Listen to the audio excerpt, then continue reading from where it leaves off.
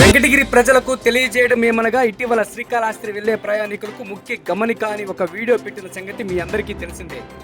అయితే ఇప్పుడు ప్రస్తుత పరిస్థితి ఎలా ఉంది అని మళ్ళీ అక్కడికి వెళ్ళి చూడగా ముచ్చువోలు దాటిన తర్వాత అరవకొత్తూరు దగ్గర నుండి శ్రీకాళహస్తి బైపాస్ రోడ్డు వరకు నిర్మాణ పనులైతే వేగంగా జరుగుతున్నవి. ప్రస్తుతం రోడ్డుపై వాహనాలకు ఎటువంటి ఇబ్బంది లేకుండా కాంక్రీట్తో లెవెల్ చేసి ఉన్నారు. అయితే తీవ్రంగా రోడ్డుపై దుమ్ము లేస్తుంది.